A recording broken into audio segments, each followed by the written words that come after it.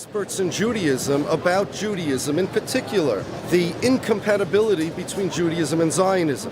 Many Jews believe, wrongly, that Zionism is either part of Judaism or is compatible with Judaism or is even the main part of Judaism. All of those are actually false. Zionism was created to negate Judaism. Zionism was created to replace Judaism. The differences between Zionism and Judaism are vast. They're vast and profound. The propaganda that the Zionists have churned out for the past 100 years have confused and conflated Zionism and Judaism such that when the average person walks down the street, he thinks that the state of Israel is the Jewish state, he thinks that Zionism is Judaism, and he doesn't know the difference.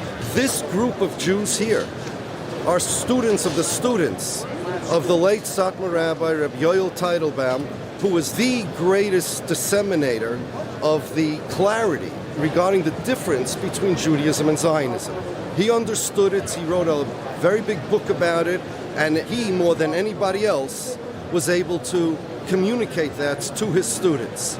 It is important to review his teachings so that we can understand what our religion is about. According to Zionism, Jewish identity is political, it's national. According to Judaism, Jewish identity is completely religious.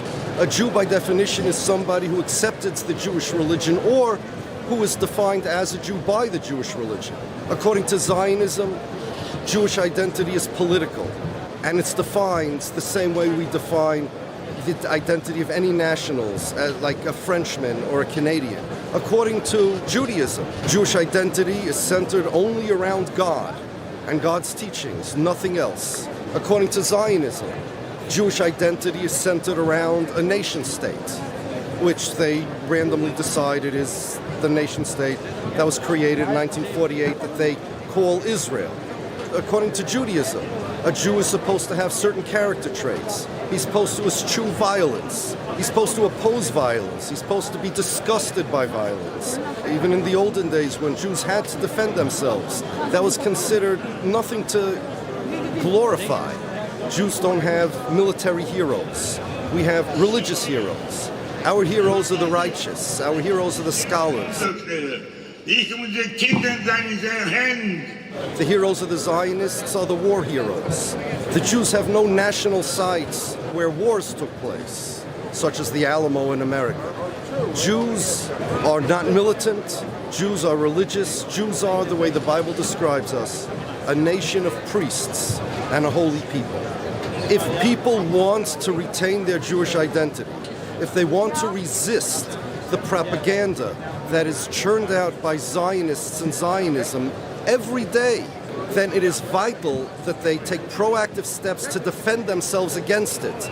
Look, the Zionist propaganda is everywhere. We live in a world where every day this message that has been deliberately promulgated by the Zionists is fed to us. Israel, Jewish state, Israel, Jews, Israel, the Jewish people, Israel protects the Jews. It's all bogus.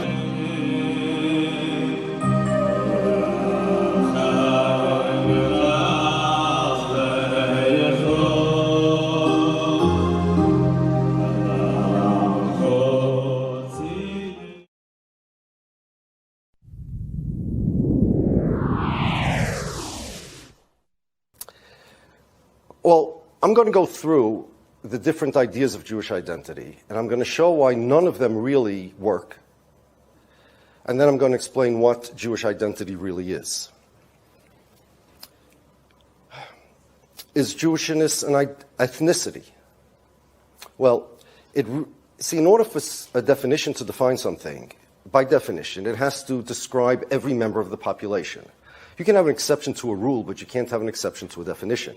If I say the definition of a chair is something with 4 legs and a back, then all chairs have to have 4 legs and a back, otherwise it's not a chair. So whatever I'm going to say is Jewish identity, there cannot be any exceptions. So let's define Jewish identity as an ethnicity. Does it make any sense that an Ethiopian Jew and a Yemenite Jew has the same ethnicity as a German Jew or an American Jew or Russian Jew? Are you going to tell me that Ivanka Trump, for example, who identifies as a Jew, is of the same ethnicity as the Yemenite Jews in Yemen? In what sense do they have the same ethnicity? Certainly they're not of the same race. We have Jews of all sorts of races. We have black Jews, we have white Jews, we have Jews of all races. So a Jew can't be a race. It's not an ethnicity. And if somebody wants to define Jews as a religion, which is the most logical and straightforward definition, then you're going to have the question that many people raise. Dennis Prager recently, who I'm not a fan of, recently wrote an article in the New York Times last week claiming that the Jews are not just a religion, because if they were, then you would not have atheist Jews. And you have Jews who are atheists. So if they're not a religion, and they're not an ethnicity, and it's not a race, and it's not a tribe either, it's not a family, you can convert to Judaism, and you can't convert to a blood family. You can't convert to an ethnicity. And if you can convert to a family, like an adopted child, you see, adopted children are not the same as children. Adopted children means that by law you have to treat this child as if he was a biological child. That's not a convert to Judaism. A convert to Judaism is not a person who the law says you have to treat as if they're Jewish. They're actually Jewish. And secondly, even if you're going to assume that there is some kind of body of law that says you have to treat them as they're Jewish, what body of law is there? The religion? Remember, they're atheist Jews. So if you don't believe in any religion, how in the world can you convert to Judaism? Who's the one that determines what the conversion process is? What does it take? And you can convert to Judaism, but we all know you can't convert out of Judaism. Like, who decided that? How about another question? Someone's mother is Jewish and his father is not. Is the child Jewish? Well, there's laws about that. So if it's a race or an ethnicity, then there's no such question. It depends on the race or the ethnicity of the child. But there are laws. Traditionally, Judaism has recognized maternal lineage. And now there are certain strains of ideologies that identify as Judaism that recognize also paternal lineage. But who makes these rules? Jews have no infrastructure. There's no Pope of the Jews. And if there was a Pope of the Jews, that would be a religious position. And if you're an atheist, you don't believe in it anyway. So what is it? Well, I'll explain to you what it is, and I'll explain to you how all these identities came into being and how things got so confused. Jewishness there's only one consistent definition. It's religious doctrine. Means as follows. There are no identifiable characteristics that all Jews share. That means there's no such thing as a definition of a Jew in terms of characteristics. It's not an ethnicity, it's not a race, it's not a religion. But who is a Jew is religious doctrine. It means as follows. Every religion has doctrines. So Judaism has, for example, you have to eat food that's kosher. What's considered kosher food? Well, whatever the religion says is kosher food, that's kosher food, right?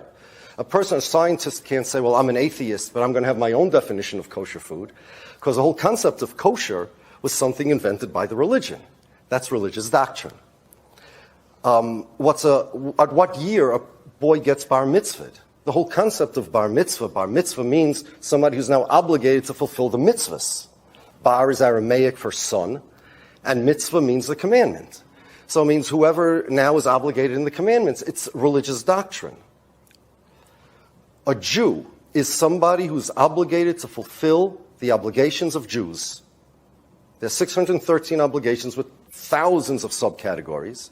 There are 7 obligations that the Torah has for non-Jews, 613 for Jews. And who is obligated in the 613? That the Torah decides. And whoever the Torah decided is obligated in 613 commandments, that's the definition of a Jew. That's it. It's religious doctrine. If you don't believe in the Torah, you really don't believe in Jewishness. If you don't believe in the Torah, then you don't believe that God sent manna down in the desert. You don't believe that Moses split the Red Sea. You don't believe Adam spoke to a snake. And you're not going to believe that God, on Mount Sinai, decided that these people, whoever the Torah identified, are obligated in the mitzvahs. There are no identifiable characteristics of Jews. The only common denominator is the religion claims that you are obligated to do the mitzvahs. Jewish identity is religious doctrine. Just like you have a kosher piece of meat, you can have a Jewish human being. Simple as that. And if you want to know what the definition of kosher is, you got to look in the religion, and whatever the religion says is kosher is kosher. And if you want to know what a Jew is, you got to look in the religion, and whoever the religion says is Jewish is Jewish. And therefore, you can have an atheist Jew, and the reason why he's Jewish, whether he knows it or not, is because the religion says that guy, whether he believes it or not, whether he agrees or not, the religion says he's obligated to fulfill the 613 mitzvahs. You see, this is the only consistent definition of Jewishness, and this is the definition of Jewishness that Jews have had throughout the generations. You can convert to Judaism according to Jewish religious doctrine. The reason why maternal lineage creates a Jew is because that's religious doctrine. The answer to all of these questions is that's what the religion says. And the religion has authority over Jewish identities because Jewish identity is only religious doctrine. Without that, there is no consistent definition of Jewishness.